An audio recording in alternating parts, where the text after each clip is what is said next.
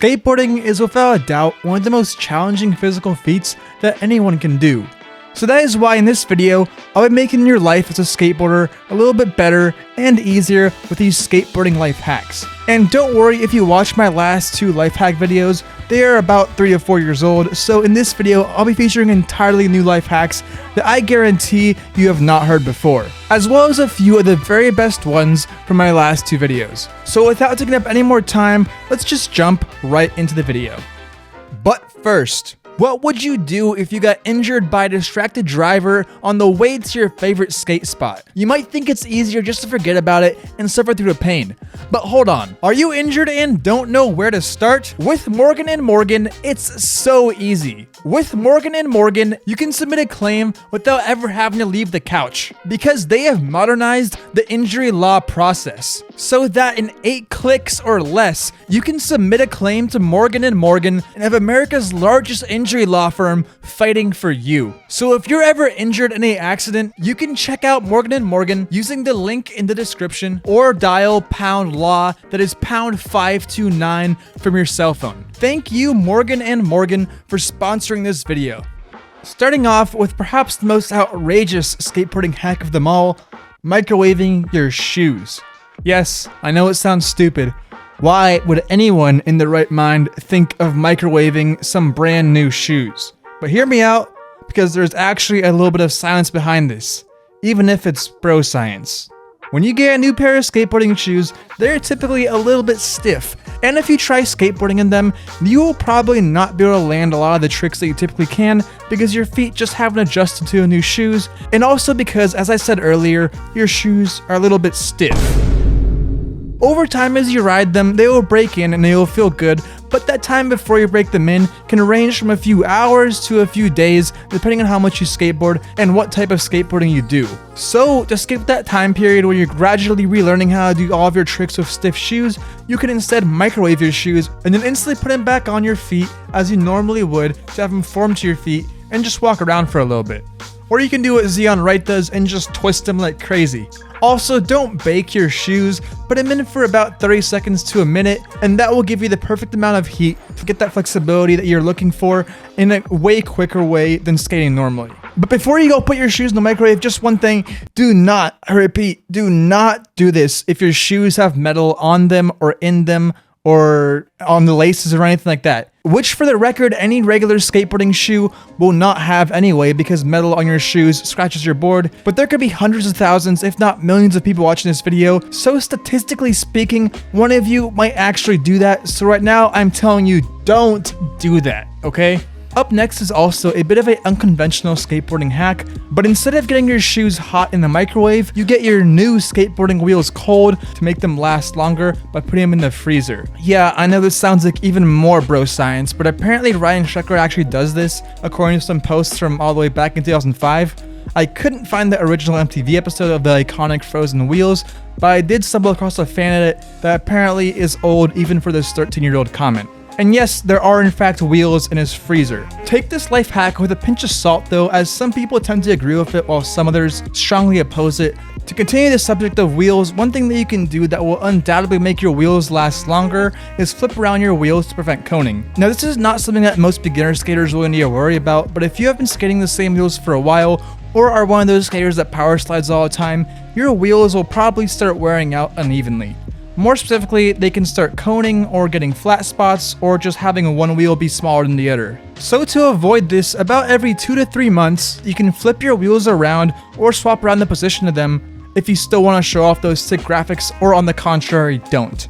Flipping them is as easy as it sounds, just rotate the wheel 180 degrees on the same axle that was originally. If you choose to swap the position of the wheels, which I personally think is a little bit better because oftentimes the right or left wheels get more wear than the other side based on how you ride, then what you should do is kind of do an X pattern where you put your left rear wheel on your front right, your right front on your left rear, your left front on your right rear, and your right rear should go on your left front. I know it's a little complicated, so here's the picture. Another life hack that I personally never heard of until I was researching this video was from a smaller YouTuber called Local Joe, who watched Jamie Foy's 9 Club interview and learned Jamie Foy's secret bearing hack, which is to clean your skateboard bearings in Windex. If you need new bearings, like literally just guarantee you get a little thing of Windex, just a cup, and you just shake them in there for like 10-15 minutes, let them sit for like 30 minutes. Okay, I like that. And then you let them, you just take a paper towel, wipe them off, and then just like.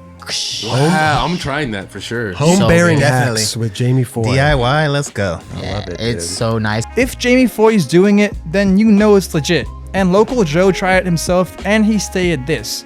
I didn't think it would really make that big of a difference, but my bearings are spinning like noticeably better. Like, I'm just like really surprised that it worked so well. So pretty much it works. Try it out yourself and let us know in the comments how it goes. In addition to this, another Jamie Foy skateboarding life hack is using a thin metal ruler to cover up cracks at skate spots. Need rulers if you want to go somewhere and don't bondo every crack, you know, just put a ruler, a metal ruler on a crack and tape over it. Quick fix. If any of you have tried to skate a spot with a crack right where you need a pop, you know this struggle. The common alternatives are bondo or just stealing a street sign to cover the crack, but both those take time, and if you're caught, you will probably be charged for vandalism.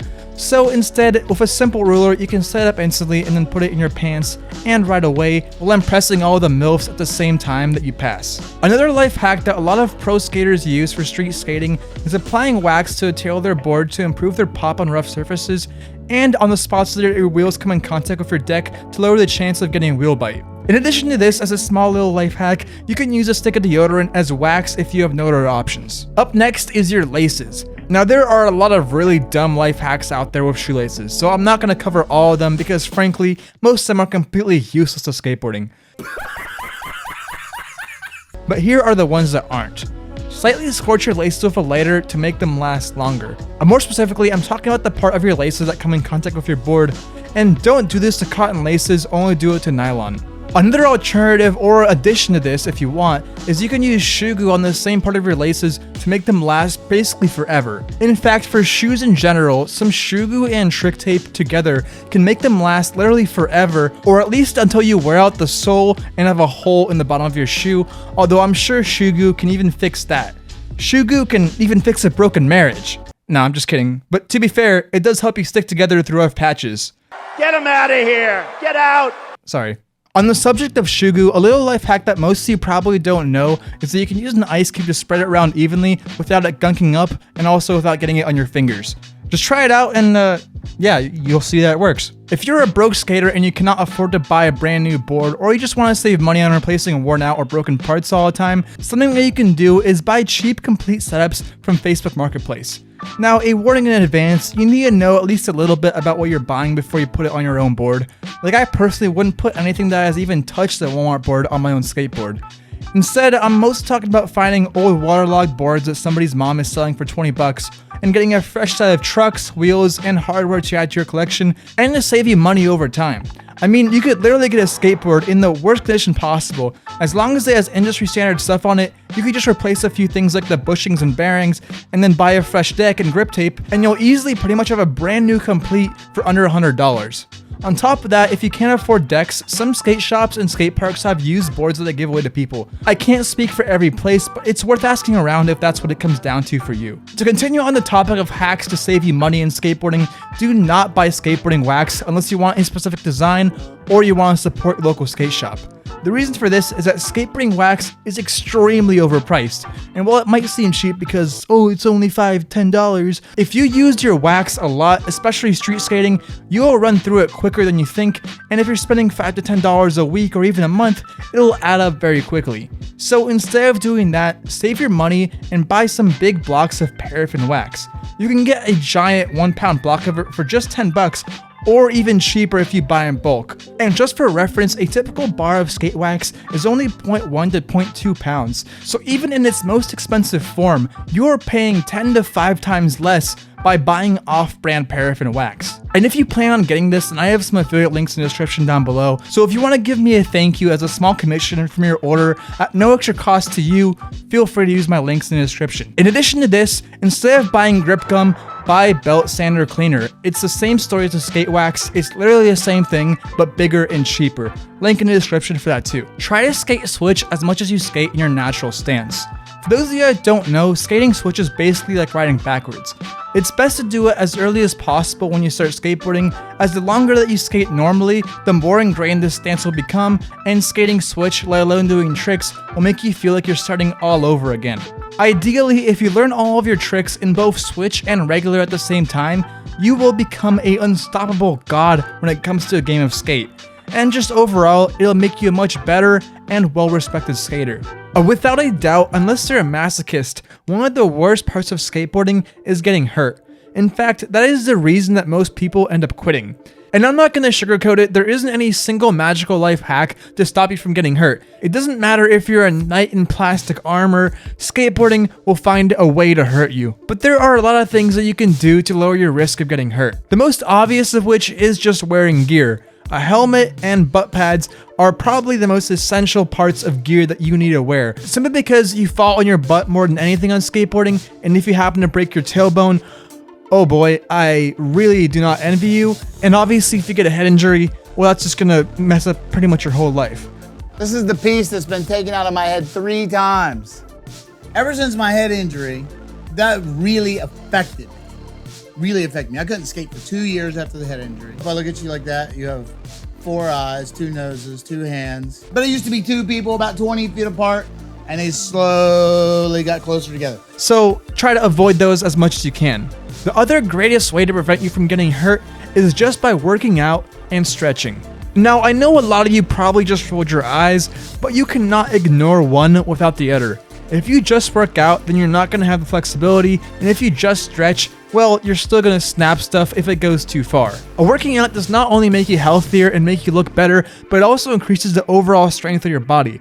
I'm not just talking about muscles either. To an extent, your tendons and your bones get stronger too. What you should do is target the parts of your body that matter the most for skateboarding. In my opinion, the best way to achieve this in the most fun way is by working out by doing rock climbing, martial arts, and eating a calcium and protein-rich diet. It's not something that you can take shortcuts with, but if you give yourself a year or two and dedicate your time to working out in this manner, you and your skateboarding will be completely unrecognizable compared to your current self. Which brings me to my last life hack for skateboarding, and that is simply to skate every day.